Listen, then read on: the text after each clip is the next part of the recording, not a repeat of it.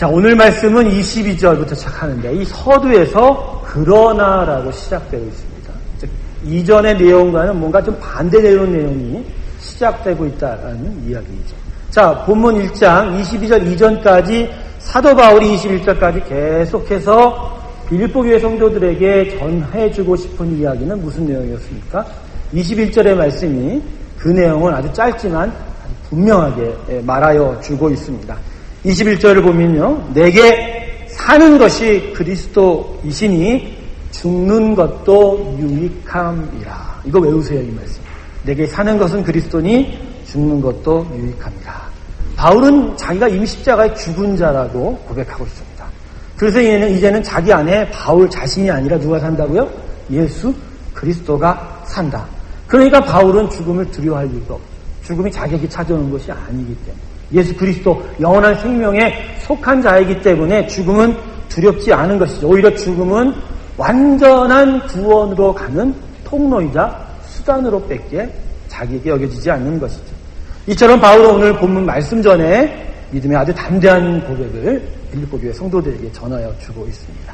그런데 오늘 바울이 본문 말씀의 시작절인 22절에 와서 이 자신의 담대한 신앙 고백에 일종의 브레이크를 잠깐 걸고 있는 듯 보입니다. 뭐라고 하죠? 그러나 무슨 얘기입니까? 죽어서 예수님 품에 완전히 안기는 그 행복이 좋지만 그러나 뭔가 좀 다른 얘기를 하는 것 같아요. 자, 그러면 도대체 무슨 이유로 바울은 자신의 고백에 브레이크를 잠깐 걸고 있는 것일까요? 우리 다 같이 22절 다 함께 한 목소리로 읽어보도록 하겠습니다. 22절 다 같이 읽습니다. 시작! 만일 육신으로 사는 이것이 내일의 열매일진데 오늘 아침 안 드셨어요? 다시 읽겠습니다. 모든 분들이 입을 안 열어서요. 말씀은 입을 여셔야 됩니다. 다시 읽겠습니다. 시작. 22절 시작. 그러나 만일 육신으로 사는 이것이 내일의 열매일진데 무엇을 가릴는지 나는 알지 못하는다. 무엇을 가릴지라는 것은 무엇을 선택한다는 의미입니다. 그러니까 무엇을 선택할지를 알지 못한다. 그러니까 그가 여전히 사는 것에 미련을 둔 것처럼 들리기도 한다는 거죠. 근데 그럼 바울이 지금 사는 것과 죽는 것 사이에 무엇을 선택할지 모르겠다라는 말은요, 지금 사는 것에 여전히 미련을 두겠다는 그런 말이 아니라 자신의 삶을 통해서 하나님이 영광을 받고 하나님이 기뻐하시는 일, 그것에 대한 선택을 말하는 것입니다. 바울의 인생의 목표가 무엇입니까? 이미 18절에서 그가 이렇게 고백했습니다. 어떻게 해서든지 예수 그리스도가 전파되는 것이 자신에게의 삶의 목적이다라고 이야기했습니다. 그러니까 바울에게 가장 좋은 것은 지금 죽어서 주님 품에 완전히 안기는 영원한 구원을 얻는 것이지만 살아서 빌립보 교회를 섬기고 예수를 전파하는 일도 자기에게는 가치가 있다라는 그런 의미예요. 거기다 지금 편지를 보내고 있는 빌립보 교회가 여러 문제들로 아파하고 있으니 그것 또한 바울이 더욱더 가서 섬기고 싶은 이유가 된다는 것이죠. 우리는 여기서 바울의 어떤 인생관, 가치관을 보게 됩니다. 자, 바울에게 있어 자신의 가장 큰 행복이 무엇이죠? 죽어서 주님 품에 안기는 것이죠. 근데 자기의 가장 큰 행복인 죽어서 주님 품에 안기는 이것을 뒤집을 수 있는 가치가 또 하나 있어요. 뭐냐면 복음을 위해서 육체로 사는 인생, 즉 구원의 복음에 합당한 열매를 맺는 삶이었다라는 것이죠. 자기는 죽은 인생입니다. 주님 원하신 대로 살아야 하기에 자기에게 아무리 최고의 행복이 죽어서 하나님 품에 안기는 것이지만 그것조차도 주님의 뜻과 생각 앞에서는 다 내려놓을 수 있어야 한다는가. 바울은 그런 점에서 인생의 참된 가치를 깨달은 자였습니다. 은혜로 주어진 하나님의 구원에 반응하며 감사하며 사는 인생, 그 은혜에 보답하는 인생이 얼마나 귀한 것인지, 그게 바로 자신의 인생의 가장 가치 있는 일이라는 것을 깨달은 사도 바울이었습니다. 그래서 22절의 이 말씀을 다시 정리하면요, 내가 다시 무죄 판결을 받아서 자유롭게 되어 너희 빌립보 교회를 다시 섬기게 되면 그것은 나의 인생을 아주 가치 있게 만드는 너무나 귀한 열매가 될 것이다. 그래서 지금 이 감옥에 있어서 사형으로 죽을 것이 좋은지 살아서 너희에게 가서 너희를 도우는 것이 좋을지 어떤 것을 선택해야 될지 모르겠다라고 이렇게 22절에서 말씀하고 있는 것입니다. 그래서 이어지는 23절과 24절에서 19절부터 계속되어 있는 삶과 죽음의 그 기로에 선 자신의 그 마음을 이렇게 표현하고 있습니다. 23절, 24절을 제가 읽어드릴게요. 내가 그 두 사이에 끼었으니 떠나서 그리스도와 함께 있을 욕망을 가진 것이 더욱 좋으나 그러나 내가 육신에 거하는 것이 너희를 위하여 더 유익하리라. 자, 23절에 지금 바울은 뭐라고 그럽니까? 둘 사이에 끼었다라고. 여러분, 끼었다라는 말은 우리가 보통 어디에 쓰죠? 둘 사이에 오도 가도 못하게 되었다. 이럴 때 끼었다라고 하지 않습니까? 한국말로는 좀 이상한 말은 짜부되었다, 찌부되었다 이렇게 얘기하는데 끼었다.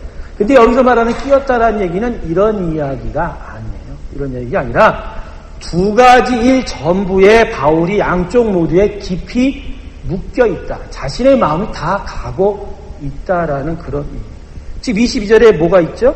죽어서 예수님 품에 완전히 안기는 일. 그렇지만 또 살게 돼서 복음을 또한 계속적으로 전하는 일. 그래서 그 둘에게 타 마음이 가 있기에 무엇을 가질지 선택하지 못하겠다라는 그런 일. 그러니까 이거는 내가 선택할 수 없어서 갈등을 가진다 그런 의미가 아니라 사실은 바울 안에 어떻게 보면 하나님의 최고의 행복, 가치를 향한 행복한 표현인 것이죠.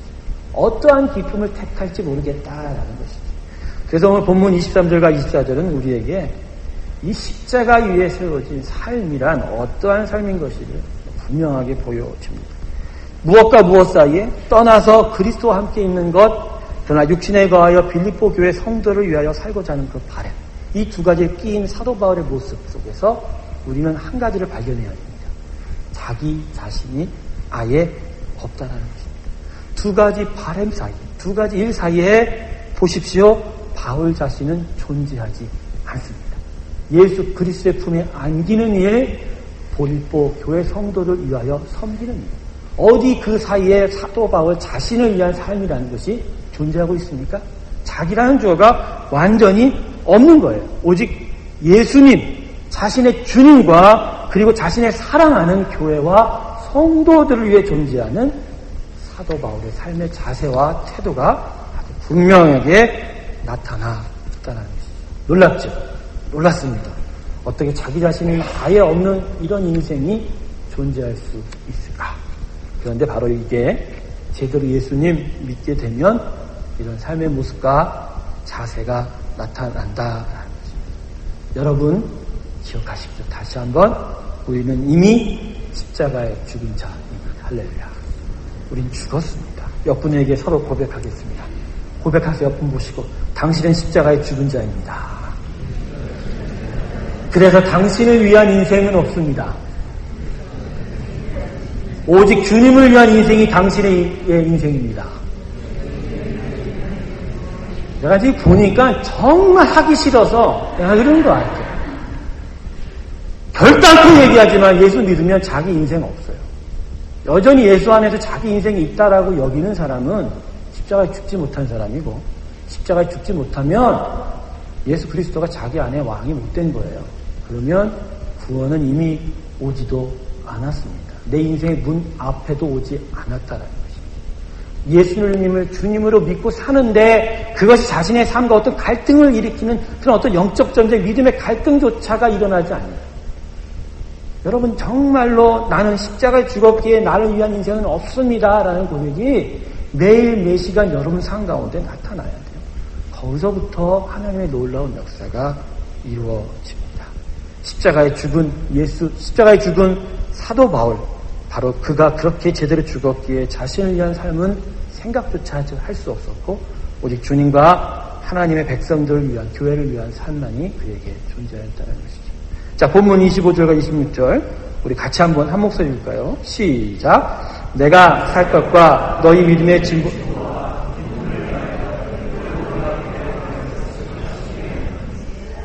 다시 너희와 같이 있으므로 그리스도 예수 안에서 너희 자랑이 나를 위하여 풍성하게 하려 함이니라. 이제 바울은 자기 자신은 없는 십자가 위에 완전히 죽은 자로서 빌립보 교회와 성도들을 위해서 자기가 살아나게 되면 어떻게 그들을 섬기게 될 것인지에 대해서 자세하게 말씀해주고 있습니다. 제가 구절마다 차례대로 한번 설명을 해볼게요. 그가 얼마나 타인을 위해서, 주님을 위해서 헌신적인 자세의 삶을 살고 있었는지요. 내가 살 것과 너희 믿음의 진보와 기쁨을 위하여. 그러니까 나의 목적은 너희의 믿음의 진보다.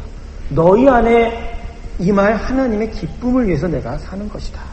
너희 무리와 함께 거할 이것을 확실히 아노니 나는 그래서 내가 여기서 죽지 않고 살아갈 것을 믿는다. 내가 다시 너희와 같이 있으므로, 그래서 내가 너희를 그래서 섬기고 복음을 전하는 것으로 그리스도 예수 안에서 너희 자랑이 나를 인하여 풍성하게 하려 합니다.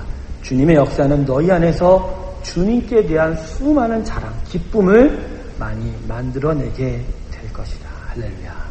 그렇지 않습니까? 자기로 인하여 사는 욕망이 버려지고 자기 인생이 죽고 주님으로 사는 그 기쁨을 알았기에 주님의 영광과 복음의 진보를 위하여 자신의 모든 것을 드린 사도 바울의 헌신적인 자세, 그 모든 믿음의 순전한 믿음의 자세가 오늘 본문에 기록되어 있습니다. 사랑하는 성도 여러분, 예수님을 믿는 우리에게 있어서 우리 삶의 최고의 가치는요, 복음에 합당한 삶의 열매가 나타나는 것입니다. 아브라함 이후로 하나님의 부르심을 받아 선택된 하나님의 백성은요, 외에 없이 자기 자신의 삶을 포기당한 자였어요. 하나님을 위해서 사는 자였고요. 그리고 온 세상을 위해서 복의 근원으로 살아가는 인생이 된 자들입니다. 여러분 정말 기억하셔야 돼요. 예수 믿으면 이것부터가 바뀌는 거예요. 예수 믿으면 이 세계관, 월드뷰 가치관부터 확 바뀌는 거예요. 나를 위한 인생은 없는 거예요. 하나님을 위해 사는 인생, 그리고 온 세상의 복의 근원으로 사는 인생. 이것이 가치관이 바뀔 때 이게 복이에요. 여기서부터 우리에게 하나님의 역사가 시작되는 것이죠. 그래서 그렇게 하나님을 위해서 그렇게 하나님 왕과 주님으로 섬기게 사는 삶 속에서 뭐가 나타나냐면 하나님이 우리를 위해서 공급하시죠. 당신 나라를 세우기 위해서. 그래서 그분이 공급하시는 능력이 내 안에 임하게 되는 것이고 그분이 인도하시는 지혜가 내 앞길을 볼 수 있게 하는 것이고 하나님이 보호하시는 평안이 내 안에 그 어떤 갈등과 어려움 속에서도 나를 지켜주는 인생이 된다. 그래서 하나님의 능력, 하나님의 지혜, 하나님의 평안을 하나님을 위해 살 때 그것을 소유하는 인생이 바로 하나님의 인생이다. 여러분 아무리 하나님께 평안 주십시오, 능력 주십시오, 지혜 주십시오 해도 여러분이 여전히 하나님을 위해 살지 않고 주님을 위해 살지 않고 나 자신을 위해서 그걸 달라고 하신다면 하나님 주지 않습니다. 왜 안 줄까요? 주지 않는 게 아니라 줄 수가 없어요. 통로가 막혀있기 때문에, 통로가. 관이 막혀있기 때문에. 은혜가 내려가는 그 관이 하나님을 향한 영광을 돌릴 때 뚫리는데 하나님께 예배를 드릴 때 나와 하나님께 그 관계의 길이 열려질 때 내가 내 인생이 그 길을 막아설 때는 하나님부터 내려오는 것들이 결코 우리에게 전해질 수 없다라는 거예요. 여러분 그래서 예배가 중요한 거예요. 그래서 정말 하나님께 영광 드리고 찬양하는 것이 중요한 거예요. 죄가 많아도 허물이 많아도요 그 순간 선포하십시오. 내가 이렇게 허물과 죄가 많아도 나는 하나님을 예배합니다. 나는 하나님 영광 드립니다. 그 순간 하나 막혔던 담이 무너지고 막혔던 그 모든 장애물들이 치워질 것이고 하나님으로부터 능력과 지혜와 평안이 여러분 심령 가운데로 밀려올 줄로 믿습니다. 그렇게 밀려와야 그것으로부터 우리가 다시 되살아나고 회복이 되는 것입니다. 인생이라는 것은요 하나의 과실수나무가 심겨진 것과 마찬가지입니다. 우리 인생이 이 땅에 심겨진 것은 바로 이 열매 맺는 것이 목적이라는 것이죠. 골로새서 2장 6절부터 7절 한번 보세요. 자막으로 제가 한 절씩 한 절씩 설명해 드릴게요. 그러므로 너희가 그리스도 예수를 주로 받았으니 그 안에서 행하되, 그러니까 우리는 예수 복음으로 심겨진 인생이니 그 안에서 예수 안에서 살아야 된다라는 것이죠. 그 안에 뿌리를 박으며 샘을 입어. 믿음의 씨앗이 우리 인생에 뿌려졌어요. 예수님이 뿌리셨어요. 그러면 그 씨앗이 우리의 모든 성장판의 기초가 되어야 되는 거죠. 성장판이 되어야 된다는 거죠. 교훈을 받은 대로 믿음에 굳겠어. 그렇게 성장하게 될 때 나를 계속적으로 기르고 성장하게 되는 힘은 뭐 때문이다? 하나님의 가르침인 말씀을 순종할 때. 그 말씀대로 살 때 내가 잘하는 것이다. 그렇게 되면 뭐가 넘치게 된다고요? 감사함이 넘치게 된다. 감사함으로 영광을 드리고 예배를 드리고 그래서 하나님을 더욱더 높이고 거기서부터 하나님의 축복을 받는 바로 그게 우리 삶에 나타나야 될 열매인 것이다. 이러한 열매가 여러분 가운데 있길 주님으로 축원합니다. 근데 아무리 복음의 씨앗을 뿌리면 뭐예요? 뿌려도 복음의 열매는 나타나지 않고 다른 열매가 맺혀지는 일이 너무나 많다. 사도 바울은 뿌려진 대로 열매를 얻었던 사람입니다. 사도 바울은 그 인생의 아버지의 복음의 씨앗이 뿌려진 대로 그 삶 속에서 그 온전한 열매가 나타나는 사람이에요. 그런데 우리 모든 사람이 다 예수 그리스도의 복음의 말씀의 씨앗들이 10년 가운데 뿌려졌지만 그것이 사도 바울처럼 계속적으로 그게 나타나느냐라는 거예요. 다른 것이 나타날 때가 참 많다는 거예요. 왜 그럴까요? 자기 자신이 안 죽었기 때문입니다. 자기 자신대로 살려고 하는 얘기예요. 로마서 8장 5절과 8절 말씀 보세요. 육신을 쫓는 자는 육신의 일을, 영을 쫓는 자는 영의 일을 생각하는. 예수를 믿어도요, 그 안에 성령으로 오신, 그래서 하나님의 영의 생각대로 살아야 되는데도 불구하고 여전히 육체의 생각을 하는 인생들이 있다라는 거죠. 그렇게 되면 결과가 뭐라고요? 육신의 생각은 사망이요. 그렇게 생각하면 열매는 죽는 것밖에 없다라는 것입니다. 그러나 성령에 순종하게 되면 영의 생각은 뭐라? 생명과 평안이라. 이게 열매. 우리 삶에 나타날 열매라는 것입니다.